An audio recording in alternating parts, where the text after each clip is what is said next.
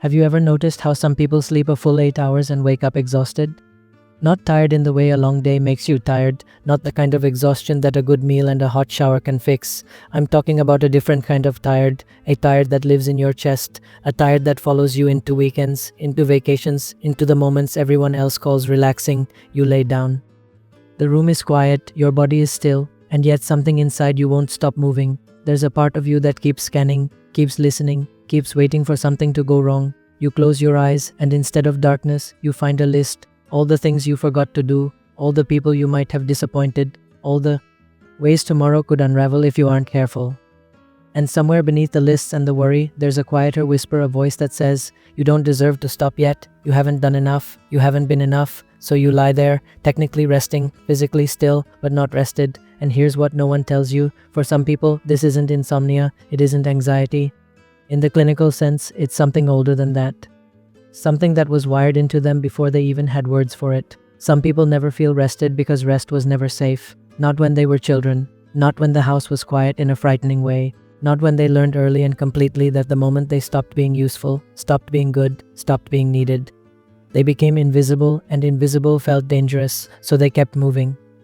They kept producing, they kept being something for somebody, and over time their nervous system learned a lesson it has never been able to unlearn. Stillness is not peace. Stillness is a warning. We are going to talk about that today. We're going to talk about the people who run on empty and call it strength, the people who haven't taken a full breath in years and don't even realize it. The people who look okay, who are always okay, but whose body is silently keeping a score they were never meant to keep. If any of this sounds familiar, stay with me. Because understanding why you can't rest is the first step toward finally letting yourself. To understand why some people never feel rested, we have to go somewhere most people don't want to go. We have to go back, not to last week, not to the bad relationship or the demanding job. We have to go back to when you were small, to the kitchen table, to the sounds you listened for at night.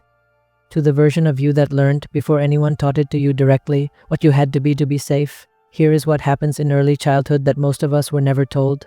A child's nervous system is not born fully formed. It is shaped literally, neurologically shaped by the emotional environment around it when a child grows up in a home where emotional safety is consistent, where they are seen when they cry and comforted when they're afraid. Their nervous system develops something called secure attachment. Psychologist John Bowlby, who spent decades studying this, described it as a child having a safe base, a place they can return to after exploring the world, knowing they will be welcomed. But what happens when that safe base doesn't exist? What happens when the home is unpredictable, when a parent's mood changes without warning, when love feels conditional, when the child's needs are treated as inconvenient or invisible? The nervous system adapts, it has to, and the way it adapts is by staying alert. Psychologists call this hypervigilance. It's when the brain gets stuck in a state of constant threat monitoring, always scanning for danger, always waiting for the next rupture. In everyday life, this looks like a child who reads the room before entering it. A child who knows by the sound of a car pulling into the driveway whether tonight will be safe or not. A child who has learned to anticipate moods, manage emotions that aren't theirs, and make themselves small enough not to be a problem. That child becomes very good at one thing, not resting, because rest requires trust. It requires your nervous system to believe even briefly that nothing needs managing right now. And if you grew up in an environment where something always needed managing, that belief becomes almost impossible to form. Here's where the science gets both fascinating and heartbreaking. Research published in the journal Development and Psychopathology has found that children raised in chronically unpredictable or emotionally unsafe environments show measurable changes in their HPA axis. The hypothalamic pituitary adrenal system, which regulates our stress response, in simple terms, their cortisol system, the biological mechanism that tells us when to be alert and when to calm down, gets recalibrated toward constant activation. Their bodies learn to produce stress hormones not only in response to danger, but as a baseline state of being. In other words, they are not imagining that they can't relax. Their brain has been physically rewired to make relaxation difficult. The body isn't broken, it's adapted, brilliantly, tragically adapted. There's another layer to this that we need to talk about, and it has to do with identity. Psychologists call this the Fawn response, a term coined by trauma therapist Pete Walker. It's what happens when a child learns that the safest way to exist is to be endlessly useful, endlessly pleasing, endlessly attuned to what others need. Where fight and flight were too dangerous and freeze felt like disappearing entirely, the child chose a fourth option: become indispensable. You take care of others so they don't leave. You anticipate needs so there's no conflict. You make yourself easy, always easy. Because easy people don't get abandoned, and resting, stopping, not being available, that felt like a risk no one could afford. So here's the question worth sitting with for a moment. When did you first learn that your worth was something you had to earn? Because for many people, probably more than we realize, that lesson came very early. It came before anyone used those words. It came in the form of being praised only when they achieved something, in being comforted inconsistently, in watching a parent who was struggling and feeling the strange heavy weight of not being able to fix it. Psychologists call this parentification. It's when a child, consciously or not, takes on the emotional role of caregiver for their parent. It looks like a 9-year-old making their father laugh so he doesn't feel sad, like a 12-year-old managing their mother's anxiety by pretending everything is fine, like a teenager who never brings their problems home because they sense without being told that there isn't room. These children grow up. They get older, taller, more competent. They learn to navigate the world with a kind of quiet efficiency that other people admire, and they carry in the deepest part of themselves a belief that was never true but feels absolutely certain. The moment I stop, everything falls apart, and so they don't stop. Now let's talk about what this looks like in your life, not in a child's life in yours.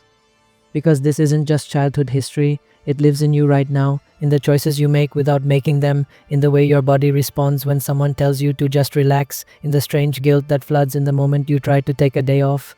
You might be someone who cannot sit still without a task, not because you love being productive, but because the moment you stop, you feel a creeping, sourceless anxiety that you can only describe as wrong, like something is being neglected, like you are falling behind in a race you never agreed to run. You might take breaks that don't feel like breaks. You scroll through your phone on the couch and call it resting. You sit in the bath but you're thinking about the week. You go on vacation and find yourself checking your email twice a day, just to stay on top of it, just to be safe. You might say yes when you mean no, not because you're weak, but because saying no requires a kind of internal permission you were never given. Saying no means you have disappointed someone, and disappointing someone somewhere in your body still registers as dangerous. You might feel most yourself when you are being needed. Think about that for a moment. When do you feel the most secure? The most at ease? If you're honest, you might notice it's when someone needs you, when you're solving a problem, when you're being useful, when there's a role to play and you are playing it well. The relationship where you are needed more than they need you feels strangely comfortable. The friendship where you are always the one who shows up, always the one who gives, always the one who listens feels like love, even though it costs you something you can't name. This is what hypervigilance and the Fawn response look like in adult relationships. Not dramatic, not obviously dysfunctional, just quiet. Constant depletion, a draining that happens so gradually you don't notice it until one day you are lying on your bed in the middle of the afternoon and you realize, I am so tired, I don't even know why. But here's what makes it genuinely complicated. This exhaustion wears a disguise, and the disguise is strength. People who never feel rested are often the most capable people in the room. They are the ones who get things done, who show up, who manage crises with eerie calm, who hold others together while quietly falling apart. And because the world rewards this, because this kind of tireless competence is praised, promoted, celebrated, they get the message again and again that what they're doing is right. No one tells them it's a wound. Everyone tells them it's a gift. But here's the truth. There is a difference between someone who is driven by passion and someone who is driven by fear. From the outside, they can look identical. Both work hard, both achieve things. But one of them rests at night, and one of them cannot.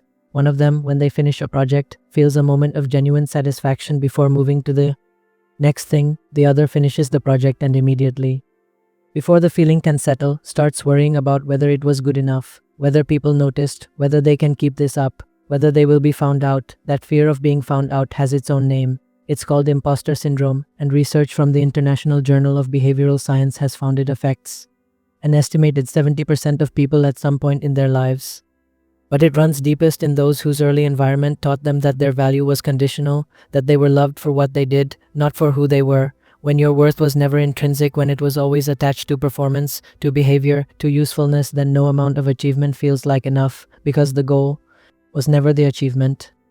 The goal was safety, and safety never arrived. Now let's talk about the body, because this is where it gets very real. The body keeps score. Dr. Bessel van der Kolk wrote an entire book by that title, and the core truth of it is this. The experiences that shape us don't just live in our memories, they live in our muscles, in our breath, in the tightness that gathers in our shoulders when we're asked to just let it go, in the way our jaw clenches in our sleep. People who were never allowed to rest often carry their stress in very specific places. A permanent tightening in the chest, a shallow breath that never fully expands, shoulders that live somewhere near the ears, teeth that grind through the night. There.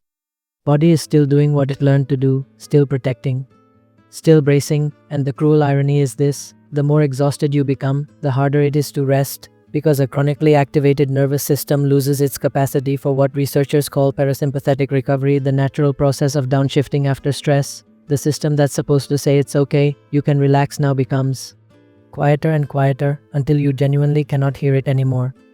You might recognize this as lying in bed for hours, unable to fall asleep, waking at 3 a.m. for no reason, heart beating slightly too fast, feeling wired and depleted at the same time, exhausted but unable to stop, like a phone that's at 4% battery but won't turn off. This is not laziness, this is not weakness, this is a nervous system that was never taught that it was allowed to let go. You might also notice it in how you receive care. When someone does something kind for you, something generous or gentle, does it land? Does it feel warm and real? Or does it feel slightly uncomfortable? Slightly suspicious? Like you're waiting for the condition that comes after it? That discomfort with receiving, with being cared for rather than doing the caring, is one of the most quietly painful symptoms of this pattern, because somewhere along the way, you learned that love was a transaction, that there was always something required in return. And so when someone gives you something with no strings attached, your nervous system doesn't know what to do with it. It scans for the catch. It waits for the reversal. It doesn't rest in the warmth, it watches it. And here's the part nobody talks about. This makes intimacy genuinely exhausting. Relationships for people who cannot rest are rarely places of replenishment. They are more work, more performance, more anticipation of the other person's needs, more quiet management of the emotional temperature. In the room, you might love the people in your life deeply, genuinely, completely, and still leave every interaction slightly more drained than when you arrived. Not because something is wrong with you, but because you never learned how to simply be with someone, without managing, without earning your place, without, on some level, making sure they're not going to leave. There's something Carl Jung wrote that I keep returning to when I think about this pattern. He wrote, "Hurry is not of the devil. It is the devil." What he meant, and what I think speaks directly to what we've been discussing, is that the compulsive forward motion, the inability to be still, the relentless drive that looks like ambition but tastes like fear, that is not strength. That is a soul that has been separated from itself. Jung believed that what we cannot face, we carry, and what we carry, we become. The person who cannot rest is often carrying something they were never meant to carry: the emotional weight of a household that was too heavy for a child, the silent responsibility for a parent's happiness, the unspoken rule that said, your needs are the last on the list, or they are not on the list at all. These aren't memories you can simply decide to let go of. They are encoded. They are structural. They have become the architecture of how you experience the world. And here is the invisible truth most people never reach. You are not tired because you work too hard. You are tired because you have never believed you were allowed to stop. There is a profound difference between those two things. If you were simply working too hard, the solution would be simple: work less, rest more.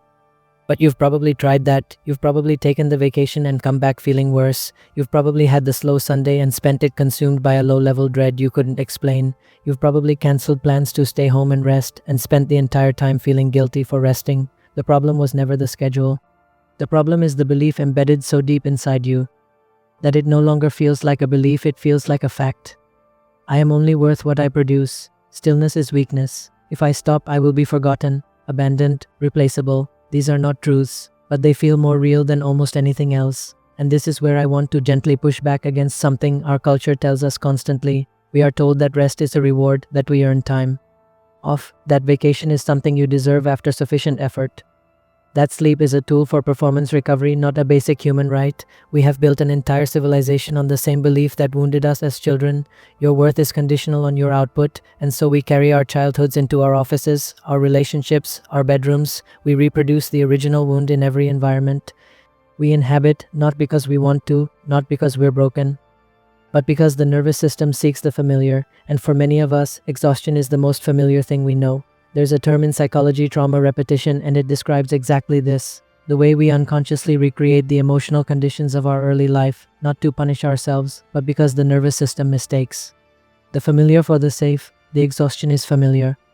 And so it continues. We are halfway through something important, so stay with me, because this is where it changes. Healing does not begin with a 10-step plan. It does not begin with a morning routine or a meditation app or the decision to be kinder to yourself. Those things can be part of it, but they are not the beginning. The beginning is something quieter and more radical. The beginning is witnessing witnessing what was actually done to you, not in a spirit of bitterness but in a spirit of honest accounting, saying, something happened, it shaped me, it wasn't my fault, and I have been carrying it as though it was. You did not choose to become someone who cannot rest. You became that person because rest was dangerous, because stillness meant the chaos was coming, because your body learned faithfully, protectively, that the safest version of you was the one who was always ready. That was an act of survival. It should be honored as such. But here is what I want you to hear, as gently and directly as I can.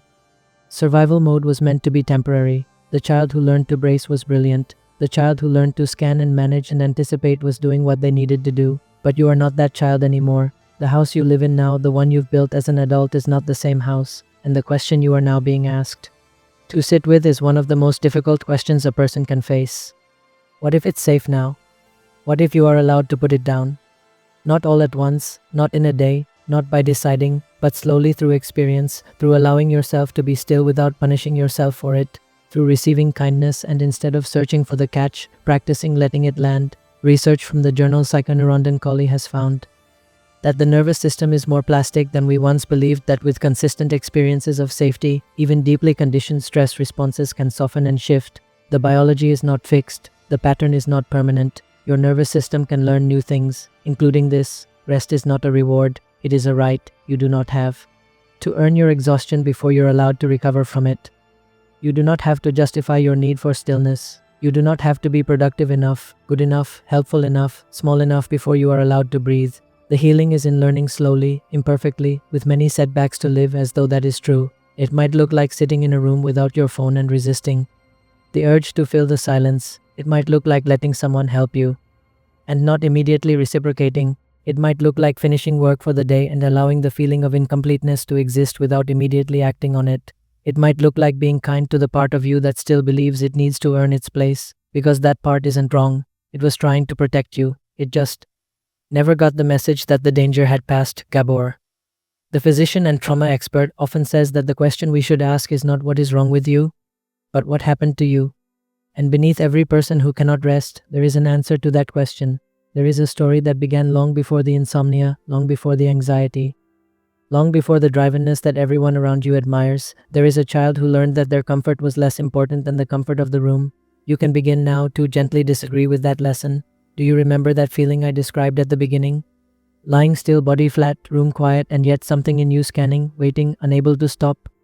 That scanner was built for someone else's emergency. It has been doing its job faithfully, selflessly for years, maybe for decades. You can thank it for what it did, and then slowly, gently, without pressure, you can begin to tell it something new. We're okay, we made it, you can rest now, not because you've earned it, not because everything is perfect, but because somewhere in the life you have quietly built for yourself, you are finally safe enough to try. The child who learned to brace did it for love. You can finally do something different for the same reason. Drop a comment below and tell me, does this pattern live in your body too? What does your version of can't stop look like? I read every single one.